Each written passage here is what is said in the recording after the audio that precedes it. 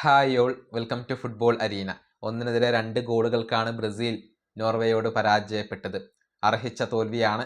കാരണം മോശം പ്രകടനമാണ് ഈ മത്സരത്തിൽ ബ്രസീൽ നടത്തിയത്. നോർവേ തന്നെയാണ് മത്സരത്തിൽ ആധിപത്യം പുലർത്തിയിട്ടുള്ളത്. ഭൂരിഭാഗം സമയത്തും പന്ത് കൈവശം വെച്ചത് നോർവേ തന്നെയാണ്. ആഞ്ചലോട്ടിയുടെ ടാക്ടിക്സ് അമ്പേ പരാജയപ്പെടുന്ന ഒരു കാഴ്ചയാണ് നമുക്ക് കാണാൻ കഴിഞ്ഞിട്ടുള്ളത്. ഒരു ഡിഫൻസീവ് ഗെയിമാണ് ഈ മത്സരത്തിൽ കാർലോ ആഞ്ചലോട്ടി കളിപ്പിച്ചത്. അതായത് പ്രസ് ചെയ്യാൻ അദ്ദേഹം തയ്യാറായിരുന്നില്ല. പലപ്പോഴും നോർവേക്ക് പന്ത് കൈവശം വെക്കാനുള്ള ഒരു അനുമതി നൽകിക്കൊണ്ടാണ് ആഞ്ചലോട്ടിയുടെ ബ്രസീൽ ഈ മത്സരത്തിൽ കളിച്ചിട്ടുള്ളത്. അത് തിരിച്ചടിയായി എന്ന് വേണം പറയാൻ.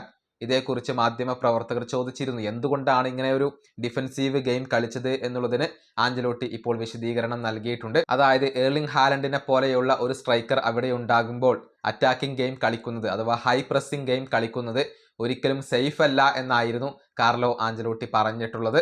അദ്ദേഹത്തിന്റെ വാക്കുകൾ ഇങ്ങനെയാണ്: ബ്രസീലിന് അവസാനം വരെ കോമ്പറ്റ് ചെയ്യാൻ കഴിയുമായിരുന്നു. കളി ഞങ്ങളുടെ കൺട്രോളിലായിരുന്നു. കൂടാതെ ഞങ്ങൾ ഒരുപാട് അവസരങ്ങൾ സൃഷ്ടിക്കുകയും ചെയ്തു.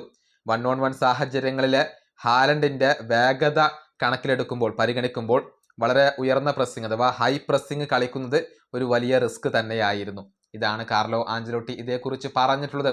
അതായത് ഏർലിംഗ് ഹാലൻഡിനെ പോലെയുള്ള ഒരു സ്ട്രൈക്കർ അവിടെ ഉണ്ടാകുമ്പോൾ ഹൈ പ്രസ്സിന് പോയാൽ അഥവാ അറ്റാക്കിംഗ് ഗെയിമിന് പോയാൽ കൗണ്ടർ അറ്റാക്കുകൾ വരാനും ഗോളുകൾ വഴങ്ങാനുമുള്ള ഒരു സാധ്യത അവിടെയുണ്ട്.